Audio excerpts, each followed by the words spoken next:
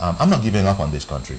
That's what we seem to be saying. How can, are you sure? You guys are excellent. There are 3 of you. I don't imagine it's a 3-man body.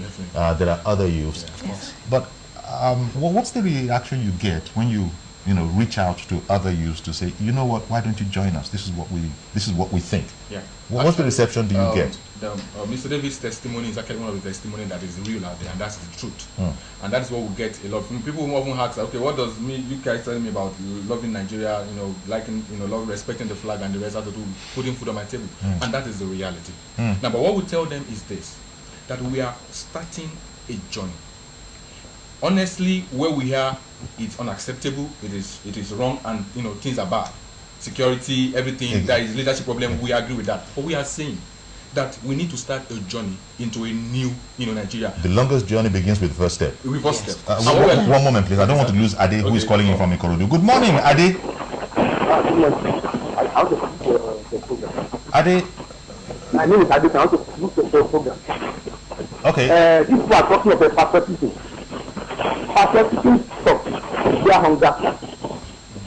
There's nothing like patriotism when there's hunger. And another thing, they are talking of our father, our soldiers, not our father. The cabal, the two are doing a paper. I know what it is. They are don't leader. He's not my father. My father is a farmer. He has done everything to take me to university level. I come out, and I tell me, my father not taking part in any people in this nation. It's not my father. It may be your father. It's not our father. It's cabal, the two. Okay. He was very small of them. I know what I'm saying. Oh, yeah. I know them. You can count them. How many of them? Say, I you them that your father taking part in the destruction of this nation? Okay. So, it's not my father. Maybe you are good. Okay, Ade. I hear you, and when one understands your anger, it's a kind of righteous anger. Yes. So it's your right. But what these youths seem to be saying is that you can't let that, this what is it now? Kill your dream for the future. Yeah, I guess that's the way you people would put it. Because we're going to be leaders one day, we're going to be fathers one day, and we don't want to keep saying that, okay, about, they are there, you're right, are they? But, we are saying that, see, we need to pick up ourselves from where we are. And the only people that can pick up this nation are the youths. Is it different, Tokwe, is it different for a woman, do you think, than for a man? I mean, everybody is a Nigerian. There is no such thing as a male passport or a female passport. But nevertheless, do you think the challenges are different in this whole project of promoting Nigeria for a woman than for a man? Yeah, it's different because an average Nigerian believes that what a man gets in the difficult way is kind of easier for the lady, because everybody, there's this thing, attractive thing about the lady. But oftentimes when I think of it, especially when I was growing up, I used to think of it in my heart that if every lady could say no to wrong things, maybe this place would be a better place. Imagine every youth, every lady, for now, let's say someone like, if you have 100, 1 million, 150 million of me, like a person like me says no and decides to do it right, then I don't think they would like to take advantage of us. As opposed to the easier way out. That's another thing with our youths, and maybe not even with our youths. We got 15 minutes more of this, but is it our youth or the society generally? Because if the youth is seeing that the guys immediately above him seem to have found a way to, to sort his problems out, where is the incentive? And that's the big challenge. Where is the incentive to take the long route simply because it is the right route? That's part of the challenge. But let me not lose Phillips. Good morning, Phillips. Hello, good morning. Thank you for calling in. Yeah, please, I like to contribute to your program. Sure. So, that's like I told you, flood in Nigeria. Could you help us, Phillips? Could you help us mute your television set so we can hear you more clearly? Okay, I've done that. Okay. How can we love with hunger? How can a hungry man love? How can you do what the world loves you when you are hungry? This country, we are not. The only thing that common man can benefit is putting food on its table, and we are not having it. We are not talking about rights. We are not talking about you. How we are. Before, it's in the Bible that we can't find someone that these people will not believe you. When you are preaching salvation, when Jesus is sending his apostles to God preach salvation, He tell them to do miracles, signs and wonders, so that they will believe. What are we seeing in Nigeria that will make us to believe that this country is going forward? I don't know. So those are the issues. Those are the issues, and that's why you have a difficulty with the expression, we love our country. I understand you. Thank you very much for calling in. And the way an earlier caller expressed it is that, never mind this whole love business. I'm hungry, and when I'm hungry, it's difficult to love anything, apart from where the next meal is coming from. So if I might just chip in at this point, I would like him to understand something. You see, there's a famous adage that says an hungry man is an angry man. Yes. But that is not what we define an hungry man to be in our own idea as an organization. An hungry man is a man who takes action. Now you're hungry, now there's no food on your table, now it looks as if things are not working, the government is lacking, there's no security, there's no job, things look as if the country is actually nose diving. So now the question is this, what are you going to do about it?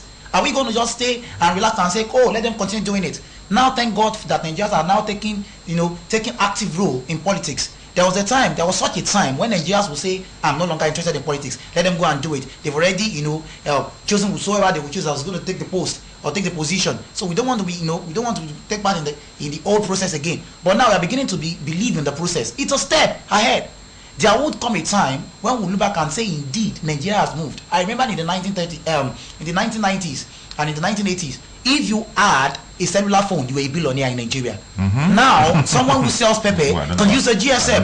Come on, we've moved. That's the point. We are moving. I understand that Nigerians are passionate and they want a change, but they must realize that what has taken over 40 to 50 years to deteriorate must definitely take time. I hear you, and it must be known that whereas the average Nigerian might be angry now, especially if he's not in Abuja and not within the corridors of power, it also is a fact that it doesn't matter where this Nigerian travels to, he always wants to come back home. Yeah, there will be one fraction of a percentage point that will say, I've made another country my country, but there's many more would be saying that I'm going back home, and home is Nigeria. Sunny, good morning. Sunny, did we lose you already? Sunny from Okota. Yeah, I'm hearing you. Good morning. Okay, I should Sunny. Okay, carry on, Sunny. We are talking about loving our country. Well, a bunch of youths say that we love our country in spite of all the problems. Okay, but do you know people defend what they have interest in? Okay, explain it. What do you mean? So if every Nigerian has interest in future and success of Nigeria, we all join our hands together and put more effort and forget about the past to move Nigeria forward. That's deep. That's deep, Sonny. And we are expecting those who are representing us from our different constituencies over there in Abuja and House of Reps, in the Senate, even the Presidential Council, to help move Nigeria forward and tell us the truth about what they have for Nigeria. And that will be a big help that will encourage every Nigerian from every corner, from every local government and state to know that I am confident in the future of Nigeria. And that will give us joy and protection. Thank you very much for Sunny, and I think that's very deep. He started off by asking, do you know that people tend to love what they have an interest in? And I didn't know where he was going to end up. And he says, when it becomes commonplace for every Nigerian to think that this country, I have an interest in it, and I have a stake, I'm a stakeholder in this country, then the love thing comes next. And that's exactly what we're trying to actually achieve. Because we want the Nigerians to understand that, see, you have a stake in the whole process. Just like he said that we need to work on the constituency leaders. But he also needs to know that in your local community, you also need to start doing your part. Well, as a matter of fact, now that you bring that up, local government elections are coming up, pretty soon. At the grassroots level. And this is the most important, arguably. There are people who say the presidency is the most important. Well, they're entitled to the opinion. But the aspect of government that really, that you know, that you see, that you know where his house is, that touches us, that's coming up. So it's interesting that you guys are coming in now. Lawrence, good morning, Lawrence. Lawrence? Hello? Hello, Lawrence. Yeah, am I listening? Yes, we can hear you. Go right ahead. What do you want to say? Yeah, I'm very happy with the work of these young guys over there in the studio. It's a very good step towards achieving greatness. I must encourage them, but I know they will have a little challenge. You know, how to spread this good news to the grassroots, to the rural dwellers, because not everybody have the permission to see them and hear what they are saying. Yeah, you're right. Secondly, those people that left the ASU that got left, I have a very fundamental issue with them because they fail to cause corruption within themselves. And they are saying that Nigerians should come and help them to fight for their rights. You know, just as recent in the University of Nigeria, so I took the intervention of Dr. Chinedu to sack 4 lecturers that export money from students and making a lot of mess with our ladies. You know, so they should cut themselves first of all from corruption so that we can move ahead. Okay. I love Nigeria and I thank those young men there. Anyway, let them spread their good gesture to schools, university, and so to say. Thank you very much. Thank you very much for calling in. Okay, we're going to have to leave it here now. But at least 2 people this morning have said on air that I love Nigeria. I love my country. Not that there are no problems. They immediately proceeded to tell you about the challenges, the frustrations, but they love this country. And I imagine that for every man that called in to say that, I think I might make bold to say there must be tens of millions of other guys who also feel that way. Maybe now not seeing the program and couldn't get in. So the challenge for you guys is propagating this message, broadcasting this particular message that, look, Nigeria is by no means perfect, but it's on the way, and it does need your love.